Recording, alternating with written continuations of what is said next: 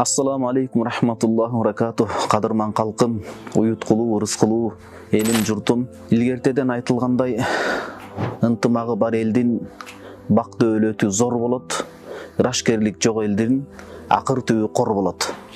Ошол себептен жалпыбыз азыр ынтымакты туу тутуп, ырашкерликке ыктап, ыйман менен эсептешип, көр пенделик тетир сыпаттардан арылууга ар бирибиз абадай эле муктаж болуп турабыз. Кыжылдашуу жана зулумдукка жол берүү, ушуга окшогон тетири жорук жосундарды жоюп, келечек боюнча жакшы ой толгоого муктажбыз.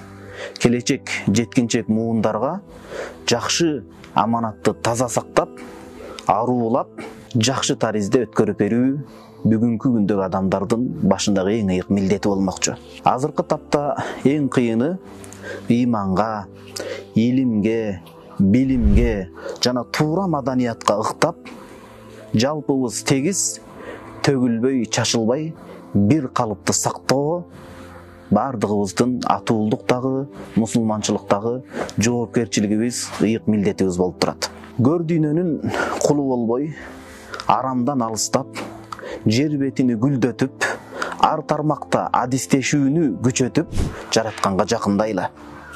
Улуттук баалуулуктар жалган баалуулуктарга алмашып калбасын. Ар бир нерсени өз нугунда чегинен ашырбай, адебин сактап, мыкты аткаралы.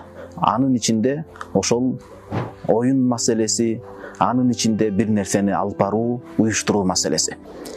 Этият бололу, сак бололу, мамилеге так бололу, биздин эгемендүүлүгүбүзгө, биздин динибизге, тилибизге көөнөрбөс кылым карыптык келе жаткан туура шариятка бап келген нарк насилибизге эзели жакшылык каалабаган үчүнчү топтордун азгырыгына түшүп калбайлы.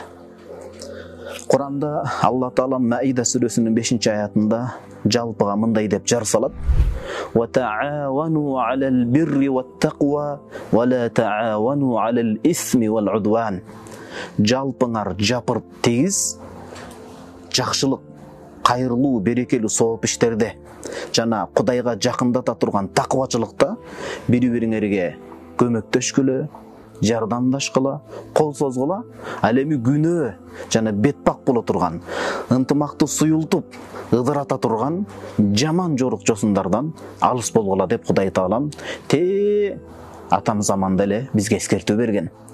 Ал эми сүйүктүү асыл пайгамбарыбыз Мухаммед Мустафа саллаллаху алейхи ва саллям өзүнүн куттуу сөзүндө, бул хадис имам Тирмизи бизге жеткирип берет, тарыхта таамай калчу сөздөр менен баса белгилейт: "Ва ла тaqata'u", өз ичара мамилеңерди үзбөгүлө. "Ва ла tadabbaru", бири-бириңерге аркаңарды салбагыла, тоң моюндук кылбагыла, сени желкемдин чуңкуру көрсүн деп бөлүнүүгө жол бербегиле. "Ва ла tabaghadu", жек көрбөгүлө, түндүк түштүк деп бөлүнбөгүлө. "Ва ла tahasadu", кызганычка, митаандыкка, куйтулукка жол бербегиле. "Ва куну ибадаллахи ихвана", бардыгыңар бир адам ата оонеге барып такалгандай, жараткандын астейдил, жупуну, жөнөкөй, кадырман пендеси болгула. "Ва ла яхиллу лимри'ин муслимин ан яхжура ахаху фауqa салас", эки мусулман араздашып ортосунда түшүнбөстүк болуп калса, 3 күндөн ашык таарынып жүрүүгө, мамилесин үзүүгө жол берилбейт дейт. Демек, ошол үчүнчү күчтүн аркасынан кээ бир адамдардын туура эмес, ойлонбой, жеңил ойлуулугунан улам жалпыга, көпчүлүккө көсүртпөстөн, ага катышы жок болгон адамдарга зулумдук кылбастан, бир эл болгондон кийин, тилибиз, динибиз, маданиятыбыз бириктиргенден кийин бул мамлекетибизди, журтубузду таза, асыл сактап, кийинки урпактарга жакшынакай узатып берели. Эртең манас атабыздын астында жүзү кара болуп калбайлы. Кудай Таалам баарыбызга жакшылыгын берсин.